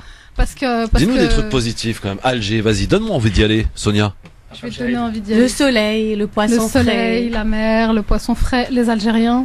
Les Algériens, quand même. L'humour des Algériens. Alors si tu veux, je peux te lire un texte tout de suite. Oui. Ça va prendre 1 minute. Avant d'accueillir Linda qui a failli casser son poste en t'écoutant. Et ce petit texte, je l'ai écrit bien devant le micro par contre, s'il te plaît. En période de nostalgie. Oui. Et c'est un petit texte sur Alger. Alors vas-y, on t'écoute. Je vais le lire. Oui. Et ça représente on écoute Linda en attendant que tu trouves le texte peut-être. Oui, on va écouter Linda. D'accord, Linda qui nous appelle de Marseille. Marseille, c'est un peu Alger aussi, quoique non, plus Oran d'ailleurs. Bonjour Linda. Bonjour Christophe, bonjour tout le monde. Comment ça va Linda? Alors pourquoi vous avez envie de casser la radio en écoutant Sonia Jasmine ici présente? Parce que je reconnais absolument pas Alger dans tout ce qu'elle dit. Je suis une pure algéroise. J'ai vécu à Alger, donc j'y vais très souvent. Franchement, je comprends pas. Les gens qui puent, qui n'ont pas de dents, il y en a un peu partout, que ce soit en Algérie, en Tunisie, au Maroc, enfin j'en ai vu pas mal. Et je comprends pas pourquoi avoir fait un livre en fait. J'arrive pas à comprendre. C'est très bien, il faut pas comprendre. Bonjour madame, merci pour votre retour, c'est sympathique. Je ne généralise pas, je ne dis pas que tout le monde pue à Alger. C'est pas juste. On a l'impression que non, du tout. Non, du tout madame. Ça n'est pas du tout une généralité. Juste Lina, laisse-la répondre. Le côté positif. Oui, alors, justement. Il y a beaucoup de côtés positifs. Là, c'est vrai qu'au niveau des questions, on s'est concentré sur les mésaventures que j'ai eues et sur certaines descriptions qui peuvent être choquantes. Mais non, quand je parle d'une personne qui sent mauvais, c'est une personne et c'est pas tous, et je ne généralise absolument pas. Et je vous invite à lire. C'est juste Hamid, son collègue, madame. Il faut lire le livre, Linda. Qui sentait mauvais et c'est pas du tout une généralité. Donc vous inquiétez pas, je n'insulte pas les Algériens en disant qu'ils puent tous. on a l'impression que vous arrivez dans un pays, vous êtes outré de tout. Enfin, ça me. Il faut juste replacer. Vous avez le droit, et je vous en remercie pour votre tour.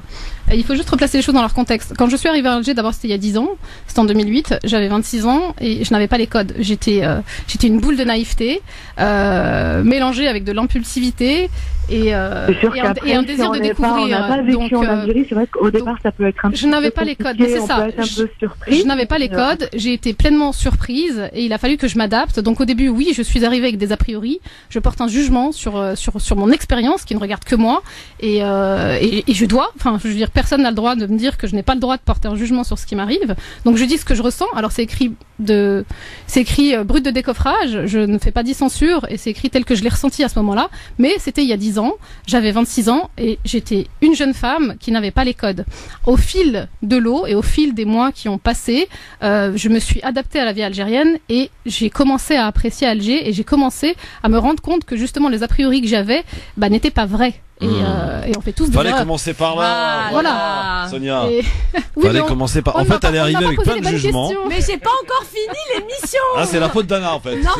C'est ça. Mais maintenant, si vous le permettez, j'aimerais vous lire ce petit texte qui représente. Merci Linda en tout cas. Les belles choses que j'ai vécues à Alger. Oui, bien sûr. À la fin, elle aime l'Algérie. Rassurez-vous. Bon. Rassurez-vous. Alors le texte Linda. Sonia, pardon. Sonia. Alors. Excusez-moi. Pardon. 3, 4. Ah, mais ça c'est juste parti. Voilà. Alors, la vie. Alors c'est un texte que j'ai appelé La vie. À Alger, j'ai appris à m'adapter, à m'ajuster, m'accommoder, mais aussi à respirer cet air, tantôt pollué, tantôt iodé. À Alger, j'ai appris à rire de tout et de rien. Et j'ai connu les travestis aussi. À Alger, j'ai appris à marcher dans la lumière comme dans l'obscurité. Mais j'ai appris à m'éclairer encore, grâce à la flamme qui est en moi, et en vous, surtout. Et sous l'empreinte de mes pas, j'y ai laissé mon poids, mi-lourd, mi-léger, parfois. À Alger, j'ai valsé pour oublier la vie, j'ai aimé car je crois en la bonté humaine, j'ai joué pour diluer mon chagrin et j'ai versé quelques larmes pour étancher ma peine. À Alger, je me suis amusée, beaucoup. À Alger, j'ai voyagé, j'ai rampé et j'ai nagé dans cette marée humaine où chaque jour est unique, un lieu différent, de nouvelles personnes, un contexte singulier, un jour nouveau, une nouvelle blague, un nouveau mot, une ville magique et mystérieuse. Son âme nous emporte, nous enveloppe et nous dorlote dans les nuages tragiques du jour et de la nuit. Les paradoxes sont là, un instant unique, où se manifestent des rires et des larmes. Comme ils disent, Gelbi bdahak ou Gelbi beki. Alger est émaillé de bons moments qui font que l'homme peuple ses rivages pour s'y égarer, comme je laisse s'y égarer les tréfonds de mon imagination à chaque seconde. 1 millésime par heure et tout le reste est passablement gracié, épongé. C'est comme ça. À Alger, j'y ai trouvé un opium de premier choix. La citoyenne algérienne. Fort et drôle, touchant, attachant, un grand cœur, une nervosité qui dépasse toute limite, et tout à coup survient cette blague, accidentellement sortie du fond de ses entrailles, qui te permet de voler en éclats et de t'évader au moment où tu en as le plus besoin. Il peut être partiellement atteint d'une psychose, dans laquelle il perd le contact avec la réalité et s'invente une vie, un modèle, un état d'esprit, qui n'est pas le sien. Il s'adapte à son auditoire, un caméléon aux couleurs d'Afrique. Difficile à détecter, mais on s'y fait, d'autant plus que sans cette touche de folie, l'Algérien ne serait pas ce qu'il est, complet. Le chant des étourneaux inonde les jours d'automne que je vis. Je vole, j'affronte, je me bats, tel Kaïna ou Balkis, déesse et reine de toujours. Mais surtout, mes journées sont parsemées d'amour qui engloutit mon chagrin et embellit mon quotidien algérois. La liberté se vit, s'arrache, se défend et n'est jamais servie sur un plateau d'argent. Bravo, merci. Bravo, c'est doux, c'est mielleux, c'est délicieux. Je tenais vraiment, à te dire, tes paroles sont très douces, sont mielleuses, c'est mélodieux et c'est très très mielleuse avec l'accent vergnat et c'est très très agréable à l'écoute. Vraiment, bravo. Dunia, si quelqu'un écrirait un livre comme ça sur le Maroc, comment tu... Le fait que je sois extrêmement tolérante fait que je ne porterai pas de jugement dessus. C'est fait, c'est-à-dire ce que tu as vécu, ça. On peut retrouver ça dans la majorité des pays arabes, puisqu'on disait hors antenne. Moi, j'ai vécu en Égypte et j'étais souvent en Syrie, etc. Et puis même au Maroc, on retrouve le même comportement, voire pire ailleurs. Hein. Tout à fait. C'est-à-dire, en Égypte, les femmes ne peuvent pas prendre les transports en commun. Elles sont victimes d'attouchements sexuels, d'agressions sexuelles. C'est hyper sale. Les rues sont sales. On voit pas le ciel tellement c'est pollué, la poussière, etc. Et alors, juste pour répondre à la question tout à l'heure, on m'a demandé est-ce qu'il y a des belles choses à Alger. Je trouve que ce texte il représente toutes les belles choses. Ouais. Mais qu'est-ce qui te manque à Alger concrètement, des choses que tu faisais, que tu alors moi vraiment, je sais parce que j'ai lu le livre. Ce qui me manque le plus, c'est rire. Ça, c'est quelque chose qui m'a beaucoup manqué quand je suis arrivée à Genève, parce que je ne riais plus. C'est sûr que la elle ne me connaissait pas, il fallait m'appeler, hein, Christophe. C'est le soleil. La seule chose qu'ils savent faire à Genève, c'est placer de l'argent dans les comptes en banque, c'est tout. Et traverser au feu rouge. Voilà, c'est ça. Mais c'est la vie en général, parce que la vie à Alger est imprévisible. Il peut tout arriver comme il peut rien arriver. Oui. Et le fait d'être dans une routine qui n'est pas une routine, en fait, ça me manque. Donc finalement, si on fait la balance de tous ces témoignages dans ton livre aujourd'hui, Sonia Yasmine, Alger, Cité des paradoxes, la balance, elle penserait plus de quel côté finalement? De bons souvenirs ou... C'est bons souvenirs. Bons souvenirs. Oui, et d'ailleurs je le dis à la fin de mon livre. Je dis que pour finir, quand je suis dans ce bateau qui me ramène de l'autre côté de la Méditerranée, c'est ça qui est fou en fait, et c'est un des paradoxes d'Alger, c'est qu'on l'aime, on la déteste à la fois. C'est qu'à la fin de mon expérience, je me suis fait un petit récapitulatif de mes 2 ans passés à Alger, et pour finir, je ne retenais que les bons moments. Et je pensais à toutes ces personnes magnifiques que j'avais rencontrées et qui ont contribué grandement à mon bien-être à Alger. Finalement. Donc finalement, j'ai aimé, si c'était à refaire, je le referais. Et j'ai aimé mon expérience à Alger. Bravo. Christophe, oui. Mon père m'a appris quelque chose quand j'étais jeune. Il m'a dit que les gens, lorsqu'ils arrivent à Paris, là, ils arrivent dans le même aéroport. Après, il y en a qui vont passer leur séjour à Barbès, il y en a qui vont dans la banlieue, il y en a qui vont à Place Vendôme, comme il y en a qui vont sur les Champs-Élysées, et chacun va raconter une histoire différente. Tout est relatif, ça dépend où on a été, qui on a fréquenté, ce qu'on a... Tout à fait. Voilà, donc est-ce que j'ai le temps de poser une dernière question? Juste, on va prendre un auditeur, je crois qu'il attend patiemment, je sais pas s'il est encore avec nous. Bonjour. Bonjour Christophe. Bonjour, ton prénom? Jalil, ça va? Jalil, tu nous appelles d'où, Jalil? De Paris. De Paris. Alors, t'as écouté. Bonjour, vous inviter. Alors, Sonia Yasmine, le livre Alger, Cité des paradoxes, mon cher ami Jalil. En fait, moi, je voulais savoir, est-ce qu'on a le droit de critiquer l'Algérie ou pas? Bah, écoute, visiblement, oui, on a le droit de critiquer l'Algérie. Mais pourquoi les gens, dès qu'on parle de l'Algérie, fulminent, ils sont pas contents, etc. Mais elle a fait son livre, elle a raison, elle a vécu l'expérience, elle a été là-bas. Et puis moi, je suis d'accord avec elle quand elle dit qu'il y a des gens qui puent, etc. C'est vrai. Oui, mais non, mais attendez. On rappelle qu'elle a pris le témoignage, elle a pris le cas et l'exemple de quelqu'un en particulier, mais après, ce qui nous dérange, enfin, moi, ce qui peut éventuellement me déranger, c'est de faire de la généralisation, sur tous les Algérois, tu vois. Elle a été claire, elle a dit, elle parle pas de tout le monde, elle parle de certains. Et c'est vrai, moi, je suis algérien. Quand j'y vais, quand moi, je dis, par exemple, il y a des Algériens qui puent la foi, c'est vrai. Il est où le problème? C'est quoi? J'arrive pas à comprendre. C'est quoi cette mentalité là? Dès qu'ils parlent d'Algérie, ils sont là. L'Algérie là. Hey, s'ils aiment l'Algérie, etc., ils ont qu'à aller vivre en Algérie. C'est ce qu'elle a fait, Sonia. Voilà. Ils sont nationalistes. Ils adorent l'Algérie. Ils vont en Algérie en été. Une fois par an, 2 fois par an. Ils arrivent là-bas, ils se la racontent et maintenant, mon frère, on a le droit de critiquer l'Algérie. Qu'est-ce qu'il y a? C'est la vérité, c'est vrai. Eh ben, tu viens de le faire. Tu es un bel exemple, mon cher Jalil. La preuve. Est-ce qu'on a le droit de dire au Maroc, etc. Mais attends, on parle pas du Maroc, on parle d'Algérie. C'est tout. On prend à la ligne. Tous les pays arabes, monsieur. Merci Jalil, en tout cas, pour ton appel. T'as pu le critiquer, t'as pu, voilà. Est-ce que je peux juste réagir à ce que monsieur vient de dire? Comme je disais tout à l'heure, qui aime bien châtie bien. C'est vrai que des fois, j'ai peut-être eu des mots assez crus, j'ai pas fait d'e-censure, mais c'est surtout parce que j'ai envie que ça change. En fait, j'ai pointé du doigt ce qui n'allait pas à mon sens, et je crois en l'Algérien, je crois en son évolution, et je crois en un pays meilleur. Donc c'est bien si ça fait bouger un peu les choses. Non, pour répondre au monsieur, on sait très bien que le peuple algérien est un peuple spécial, un peuple à part. Il a le sang vraiment chaud, et moi j'ai jamais rencontré qui que ce soit qui aime son pays ou son drapeau comme les Algériens. Et Dieu seul sait que j'en ai rencontré des nationalités, etc., des étrangers dans ma vie. On sait que nous, on s'autorise à critiquer l'Algérie entre nous. Mais jamais on va permettre à quelqu'un d'autre de par exemple, c'est un Christophe qui va critiquer l'Algérie. Non. Je pense. Est-ce que justement, Sonia, est-ce que d'après toi, ce livre aurait pu être écrit par un Christophe ou un Jean-Paul Non, ou un... non, parce qu'il n'aurait pas été légitime. Moi, je me suis permise de porter un jugement parce que dans mon expérience, au début, je me sens pas trop algérienne, et puis au fil de l'eau, Alger, ça devient chez moi. Je me sens pleinement algérienne. D'ailleurs, je le dis, ça a été une thérapie pour moi cette expérience. Elle m'a permis de comprendre à quel point j'étais algérienne et à quel point mon identité était française. Parce qu'il y a des valeurs que j'ai retrouvées en Algérie, puis d'autres que j'ai plus retrouvées de ce côté. Mais oui, pour répondre à ta question, j'ai émis certaines critiques, mais je me suis sentie pleinement légitime. Si je n'avais pas vécu en Algérie, ça aurait été très très mal vu. On aurait dit, mais attends, toi, Justement, bien que tu dis des vérités dans ce livre, c'est pour ça qu'on peut pas forcément être à l'aise en prenant la défense.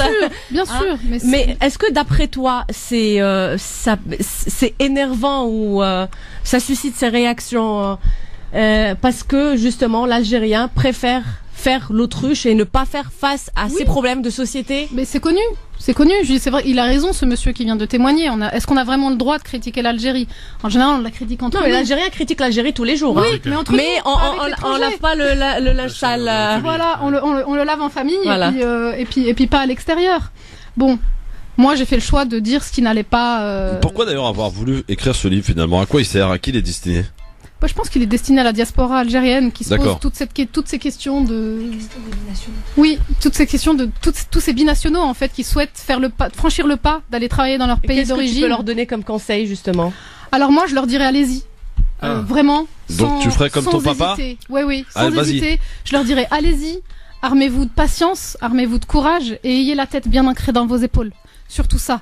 Et allez-y, faites votre expérience et vous n'en reviendrez que plus fort. Et Sonia, toi qui suis l'actualité algérienne, tu as remarqué beaucoup de changements depuis 10 ans. Énormément. Tu m'as dit que tu comptais écrire un autre livre. Alors ça c'est le tome 1 parce que c'est l'histoire d'une jeune femme d'il y a 10 ans. Puis aujourd'hui j'en suis une toute autre. Et puis entre 2010 et 2020 maintenant il s'est passé 10 ans et il y a des choses qui ont bougé en Algérie. Personnellement j'y retourne assez régulièrement et aujourd'hui je retrouve une jeunesse que je n'avais pas connue quand j'étais à Alger. Une jeunesse qui est engagée, qui est engageante, qui prennent des initiatives, qui créent des projets et qui souhaitent vivre dans une Algérie meilleure. Et je pense que ces gens-là méritent d'être mis en avant et je pense que ça fera une suite, ça fera un tome 2 d'Alger Cité des Paradoxes. Et un tome 3 si tu étais amené à écrire un livre pour critiquer la vie d'une Française en France, que tu critiques. Alors écoute, aujourd'hui je suis en train d'écrire un livre, mais c'est encore en cours d'écriture et qui va parler de la Suisse et dans lequel j'aimerais casser les a priori que les étrangers peuvent avoir sur les Suisses, mais au travers le recueil de vie des gens. Ouais, j'en dis pas plus, c'est en cours. Quand même. Pardon, oui, alors on parle un peu comme ça, tu vois. C'est pas du tout comme l'Algérien, par exemple. Non, du tout. On est un peu plus calme, il n'y a pas de feu au lac, ça va. Voilà, c'est cool. Moi, j'ai une question. Oui, bien, tu vas poser ta question. Les éditions, c'est quoi? Édition. Les livres, il est paru où? Je l'ai auto-édité. C'est un livre qui a été pleinement auto-édité en collaboration avec la maison d'édition assistée qui s'appelle les auteurs libres, dont Ariane Bourbon est à la tête. Et ton livre n'est pas interdit en Algérie? Il n'est pas interdit, mais alors on m'a refusé à l'édition en Algérie. Oui. Et une très grande maison d'édition dont je tairai le nom m'a répondu en me disant Jasmine, n'importe quel Algérien pourrait s'y lire comme dans un miroir. Ton livre a d'excellente qualité et c'est justement à cause de ces qualités que nous n'allons pas le publier. C'est extrêmement logique. Non, mais j'ai le courrier, hein, je pourrais vous montrer une fois. Mais il n'est pas interdit en tout cas. Mais il n'est pas interdit. Donc, ça va. J'ai fait la promo de mon livre à Alger il y a un peu plus d'1 an, grâce à la plateforme Wajdarna de Riyad Touat, qui m'a organisé je le remercie d'ailleurs, toute la communication. Et la diffusion du mini-film avec Signe Vert. C'était Nabil à l'époque qui était à la tête et je le remercie également au passage. Oui. Il a été très bien reçu, j'en ai ramené 50 exemplaires, ils ont tous été vendus et il a été plutôt bien accueilli. J'ai eu quelques retours négatifs, je vais pas mentir, mais qui sont dus à des incompréhensions que j'ai pleinement expliquées. Et voilà. Alors Gamal ou Dounia, une question pour... Ouais, très rapidement. Vas-y Gamal. Alors déjà pour commencer, je viens d'être acheté par des chocolats suisses, donc je vais être sympa. D'abord, faut rappeler le titre aussi parce que depuis tout à l'heure, ça n'arrête pas de sonner. Hein. On voit bien que le standard, il est en train d'exploser. C'est la première fois que je vois ça. De toute façon, dès l'instant qu'on parle d'Algérie. Ouais, mais là, c'est vraiment, ils sont accrochés. Hein. Oui. Alors très rapidement, d'abord, le titre s'appelle Alger, Cité des Paradoxes. Donc on parle d'Alger, pas d'Algérie. Faut calmer tout le monde. Alger, c'est la capitale, avec une mentalité très algéroise particulière que toutes les capitales connaissent, un petit peu abus leur personne. C'est une capitale en plus surengorgée, trop de véhicules, trop de gens, toutes ces questions-là existent. Ensuite, je pense pas que quelqu'un reste 2 ans et 4 mois. comme s'il avait été en tôle. C'est qu'il y a un choix, on n'y reste pas sans raison. Certainement un attachement, une volonté que ça réussisse, que ça marche. Ensuite, c'était il y a 12 ans, 2008. Il y a 10 ans. 12, ouais, mais je suis resté 2 ans, donc oui, ça fait 10 ans que je suis Le démarrage il y a 12 ans, donc. Ce qui veut dire qu'à l'époque, c'était très très difficile, qu'il y a eu beaucoup de changements qui se sont opérés depuis, et que je pense que les critiques et les autocritiques, en l'occurrence, parce que c'est bien de ça dont on parle, sont nécessaires pour remettre dans un contexte et améliorer les choses. Mais il faut. Et malheureusement, dans cette émission, bon, c'était, parce que le format est un peu difficile, c'est vrai que notre amie qui interviewait disait quoi? Te disait simplement, elle a commencé par les choses qui fâchent, évidemment. Oui, mais le bouquin n'est pas un brûlot, faut le rappeler, parce que quand on dit dans le titre citer des paradoxes, le paradoxe c'est une bonne chose avec une mauvaise. C'est pour ça d'ailleurs qu'il y a des rires et des larmes. C'est des rires et des larmes. C'est l'Algérien, on l'aime, on le déteste à la fois. On s'y sent bien, mais en même temps quand on. Elle a bien insisté en disant que c'était son retour, oui, mais l'expérience. Son regard. Il y a deux aspects. Le deuxième aspect, justement, on n'a pas parlé. Hana, c'est la question de se dire qu'est-ce qui était bon. On n'a pas eu le temps de le faire. Alors très rapidement, faut rappeler quand même qu'en Algérie, c'est un immense pays, 4 fois et demi la France. Chaque ville a son charme, chaque ville a sa mentalité. Chaque région, on a l'impression de changer de pays. Voilà. Et ce qui se passe quand on va à Constantine, par exemple. D'ailleurs, Sonia, elle a fait le tour d'Algérie. Oui, absolument. Constantine, par exemple, c'est extraordinaire. Vidéopont. Moi, j'y gèle, on y est peinard, il n'y a pas de problème. Pareil pour Bijaya. Ouaharan, c'est pareil, on y vit bien. Le problème d'Alger, c'est que c'est très particulier. Une vraie mentalité de personnes qui a un conservatisme qui existe aussi, et une mauvaise habitude. Et ça doit être réformé, effectivement. Et on voit avec le Hirak aujourd'hui qu'il y a des réformes qui sont en train de prendre leur chemin. Mais il faut, effectivement, mettre le doigt sur ce qui ne va pas. Il faut encourager surtout toutes ces réformes qui sont en train de se faire actuellement pour une Algérie meilleure demain. Et moi, j'ai une seule question, parce que depuis tout à l'heure, on a posé une question et je veux la réponse cette fois-ci. Qu'est-ce qui t'a charmé, qu'est-ce qui t'a plu dans Alger? Tu as parlé tout à l'heure de l'homme algérien. Qu'est-ce qui t'a plu chez cet Algérien? Il essaie de se placer, le gamin, là. Il est intelligent. Ce qui m'a plu chez l'Algérien, mais c'est sa folie. C'est pleinement sa folie. L'Algérien, il est fou. Il peut te faire une blague avec un casque. Il peut te faire une blague avec un chargeur. T'es pas bien, t'arrives, t'as les larmes aux yeux parce qu'il t'est arrivé monstre truc. Il va te détourner complètement la situation et tu vas exploser de rire. En fait, ils ont l'art de relativiser les choses qui est impressionnant. Et on rigole, plus le soleil, plus l'ambiance du travail qui était vraiment très conviviale. On avançait bien. Je m'étais adaptée, j'avais réussi. L'Algérien m'avait accepté et moi je les avais acceptés. Donc on vivait vraiment en collaboration, on était une même équipe et on ne formait plus qu'un. Donc en fait c'était un peu la diaspora qui rencontre le local et puis qui s'entend super bien, puis ça en devient une force. Et c'est grâce à ça que j'ai pu tenir en fait. Voilà. Dounia, peut-être une dernière question à notre Sonia. J'ai posé la question tout à l'heure et elle y a très très bien répondu par rapport aux binationaux. Moi, si tu permets, juste une citation de Yasmina Khadra. Je remercie Kamel Aït Khaira parce que je l'ai vu piquer. Alors, quand on passe par Alger, on traverse le miroir, on arrive avec une âme et l'on s'en va avec une autre, toute neuve, sublime. Alger vous change une personne d'un claquement de doigts. C'est vrai, moi Alger ça m'a transformée. Ouais. Mais j'ai une autre citation si je peux me permettre. Allez, pour finir une dernière, allez. Sonia. On pourrait passer des heures. Hein. Oui, c'est vrai. L'Algérie, alors c'est une citation de Malek Haddad, l'écrivain kabyle. L'Algérie, quand on croit la connaître, il faut encore la découvrir. Et quand on l'a découverte à nouveau, il faut la réapprendre. Et je pense que mon tome 2, ce sera je réapprendrai à connaître l'Algérie. Eh bien, tu reviendras par ici la prochaine fois. Donc pour le tome 2, en tout cas, on rappelle donc le livre qu'on peut trouver partout. Il est disponible partout. Alors oui, il est disponible sur le site des auteurs libres. Ouais. Et il est également disponible sur le site de la Fnac et Amazon. Le livre s'appelle Alger, cité des paradoxes, de Sonia Yasmine, ici présente sur France Maghreb 2. Tu m'as fait exploser le standard, c'est très bien. Voilà. En tout merci à vous de m'avoir invité. Tu m'as donné envie d'aller à Alger.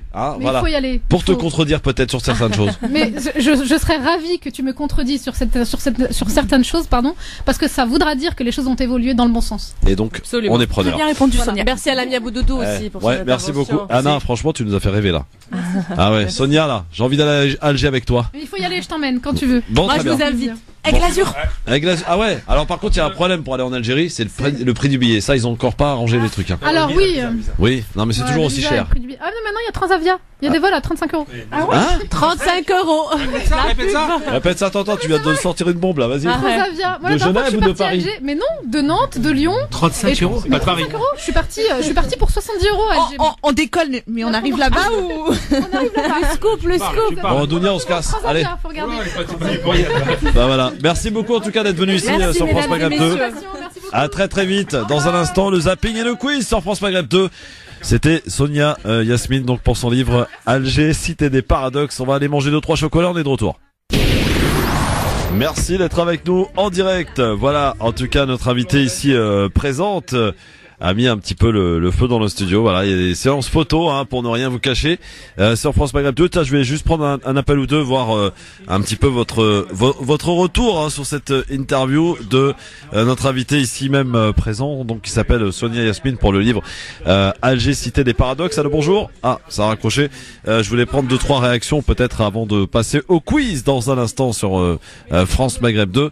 Dans le LGF, le Grand Forum. Sachez d'ailleurs que pour cette semaine, nous irons demain du côté de Villeparisis pour un candidat Modem. Nous serons à Bonneuil, je crois, mercredi, à Paris avec Vicage Dorasso jeudi et à Paris également vendredi avec Marcel Campion, le roi des forains, qui sera avec nous. Ça sera donc ce vendredi. Allô, qui est là? Allô, bonjour, c'est Fethi de Sevran. Salut Fethi de Sevran. Alors moi, je suis tout à fait d'accord avec ce livre. Après, c'est une vérité personnelle. Donc moi, je suis tout à fait d'accord. Hein. D'accord. Bon, t'as vécu à Alger ou pas, toi? Non, moi, j'ai pas vécu à Alger. Moi, c'est Tlemcen, tous les étés, mais c'est tout. Très bien, merci beaucoup à toi en tout cas mon ami. On a quelqu'un d'autre rapidement là, parce que le standard il a explosé, il faut quand même qu'on prenne 2-3 appels pour avoir un petit peu de réaction, hein. Allô, qui est là? Oui, salam Christophe, comment ça va? Ton prénom?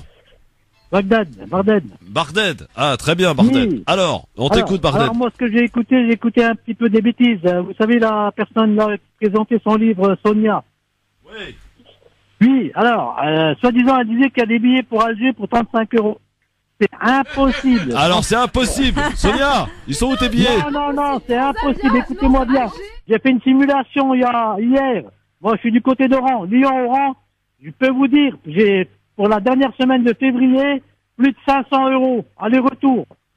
Hier, Air Algérie, Oran, Paris, économique 700 €. Oui, tout à fait. C'est Air Algérie. Air Algérie, les tarifs, c'est de pire en pire. Je peux vous dire. Ouais. Bon, alors Sonia, comment t'as fait là? Parce que franchement, c'est vraiment abusé. Là, c'était certainement très cher parce que c'est la période des vacances. Mais faut pas dire de bêtises, hein, madame. Faut pas dire qu'il y a des billets. Ah, tu l'as énervé. Non, il y a pas de billets à 35 €. Sonia, tu l'as énervé. Voilà. Merci à toi en tout cas, mon ami. Non mais 35 €, c'était hors vacances. Je sais pas si on est sûr d'atterrir, hein, comme disait, hein.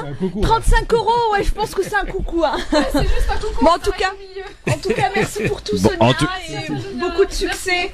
Merci beaucoup. Merci pour les chocolats. À très bientôt. Aussi. Ah ouais, ces chocolats ils sont pas mal, hein. Franchement. Très bien. Alors. Ah mais Jade, ça va mon ami? Ouais, ça va et toi? Ouais, impeccable. Toi, oh là là. C'est devenu le bordel dans cette émission. Bon, c'est parti pour le quiz, mais Jade, tu fais l'arbitre.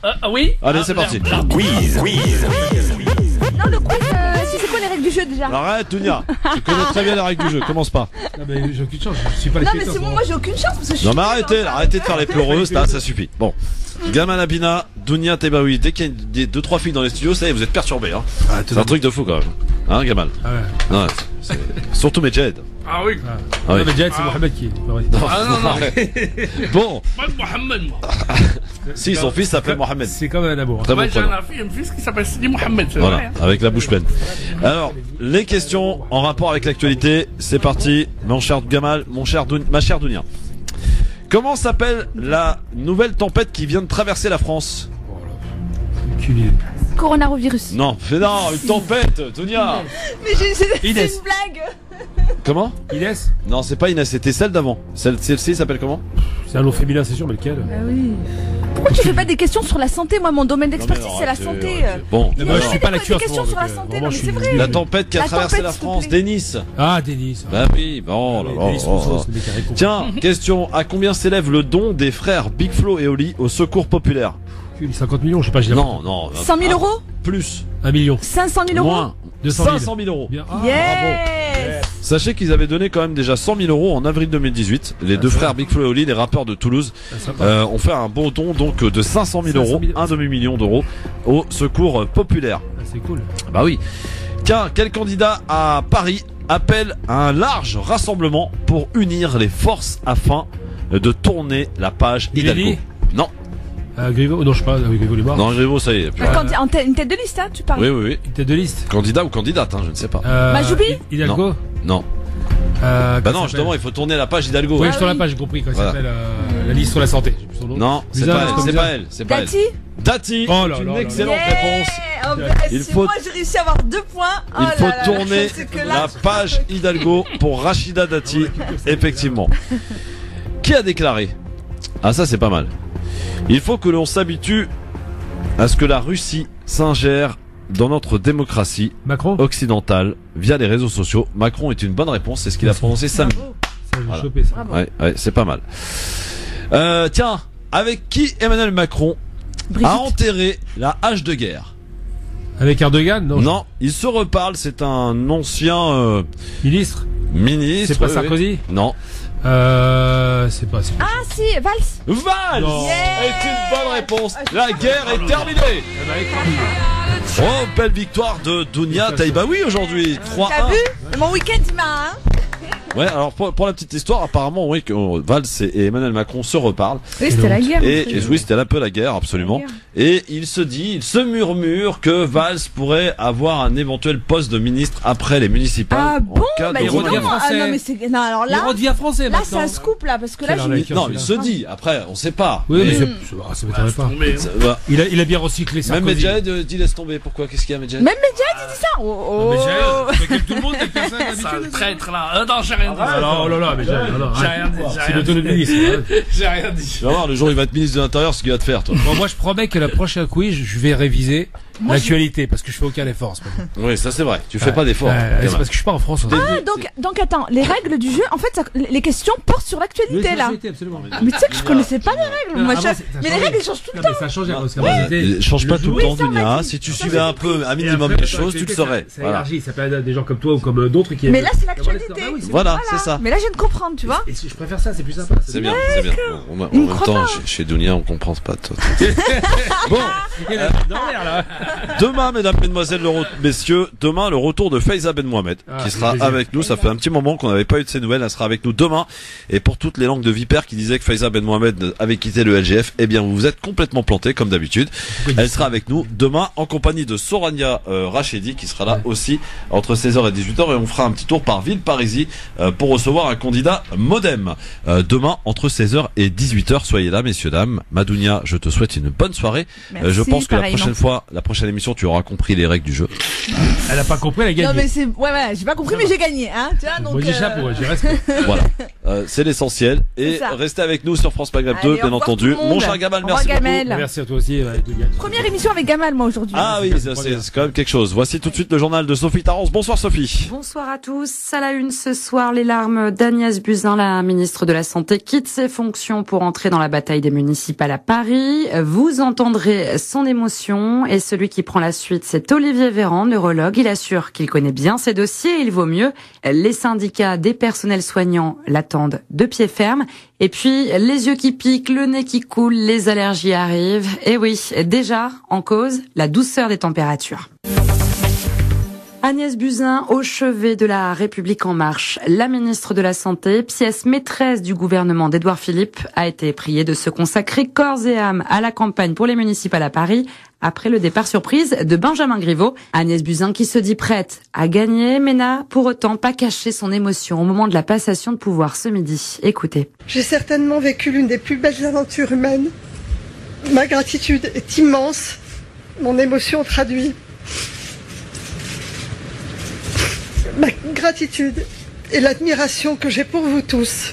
Elle traduit aussi mon espérance pour l'avenir de Paris, qui me tient tant à cœur. Et je serai au rendez-vous. Agnès Buzyn qui passe donc le flambeau à Olivier Véran. Ce neurologue député de l'Isère est une figure connue de la Macronie. Il récupère de nombreux dossiers chauds comme la crise de l'hôpital. Olivier Véran, notre nouveau ministre de la Santé, assure qu'il n'y aura pas de temps de latence.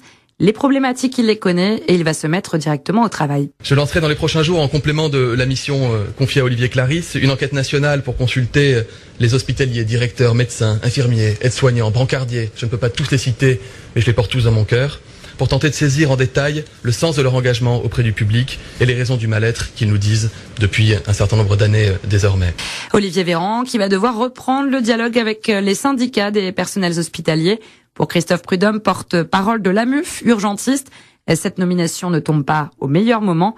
Selon lui, peu importe qui sera à la tête du ministère de la Santé, rien ne changera pour les urgentistes. Nos attentes immédiates, en attendant d'éventuelles mesures de réorganisation, mais qui ne sont pas celles qui sont proposées dans la loi Ma Santé 2022, ce sont des moyens financiers immédiats. L'hôpital est en train de mourir. Le dossier de l'hôpital, comme le dossier des retraites, n'est pas dans les mains de Madame Buzyn et maintenant de Monsieur Véran, c'est dans les mains de Monsieur Macron, qui est le pouvoir absolu, l'autocrate qui nous dirige. Il y a un problème, vous comprenez, aujourd'hui. Donc on remplace Madame Buzyn par Monsieur Véran, ça change pas grand-chose pour nous. Si ce n'est quand même que, je vous dis, la personnalité de ce monsieur et son parcours politique ne nous rend pas très optimistes. Et parmi les autres dossiers chauds sur le bureau du nouveau ministre, la réforme des retraites. L'ambition de ce texte est grande, immense même. Voilà ce qu'il a déclaré tout à l'heure devant les députés qui entament l'examen du projet de loi, alors que les manifestants étaient de nouveau dans la rue aujourd'hui. Et Olivier Véran a par ailleurs assuré que la priorité numéro 1 restait le coronavirus, alors que le bilan ne cesse d'augmenter. 1770 morts en Chine continentale selon les autorités locales. Un militaire français de l'opération Barkhane est mort au Burkina Faso. Le sergent-chef de l'armée de terre Morgan Henry, 28 ans, du 54e régiment de transmission de Haguenau. Les circonstances de son décès sont inconnues pour l'instant. Les allergies, déjà de retour en France. Différentes régions sont touchées par ce phénomène qui arrive beaucoup plus tôt que prévu. Le réseau national de surveillance aérobiologique a placé de nombreux départements en zone à risque élevé, voire très élevé, en raison de fortes concentrations de pollen de cyprès dans l'air. Mais alors pourquoi sont-ils déjà de retour ? Explication avec Samuel Monnier, il est ingénieur au RNSA. C'est essentiellement donc les conditions météo qui sont très favorables à la pollinisation des arbres, donc dans les cyprès, les frênes plus dans le sud, et puis aulnes, noisetiers plus dans le nord de la France. Ça dépend vraiment des conditions météo qu'il fait en fin d'hiver, justement, là où les arbres commencent à polliniser. C'est sûr que si on a un mois de janvier, mois de février très froid, on aura moins de pollen dans l'air qu'actuellement où on a plutôt de la douceur sur tout le pays, du coup des conditions qui sont très favorables pour les arbres. Et des propos recueillis par Pauline Guerguil. On rappelle pour les allergiques qu'il est conseillé de ne pas exposer son linge dehors, de se laver les cheveux régulièrement et d'éviter les activités en extérieur. Et les fabricants de lave-linge étaient réunis aujourd'hui dans le bureau de Brune Poisson. La secrétaire d'État à l'écologie prépare avec eux l'application d'une mesure adoptée dans le cadre de la loi pour l'économie circulaire, l'installation de filtres à microfibres plastiques dans les machines à laver. Tous les appareils neufs devront en être dotés à partir de 2025 pour empêcher le passage dans les eaux usées de ces microparticules. Et puis 9000 foyers toujours sans électricité dans le nord-ouest, c'est suite au passage de la tempête Denis. Ça concerne les Pays de la Loire, la Normandie et la Bretagne. Voilà pour l'actualité, belle fin de journée à tous. France Maghreb 2, France Maghreb 2. France Maghreb 2, service, info, musique, divertissement. France Maghreb 2. France Maghreb.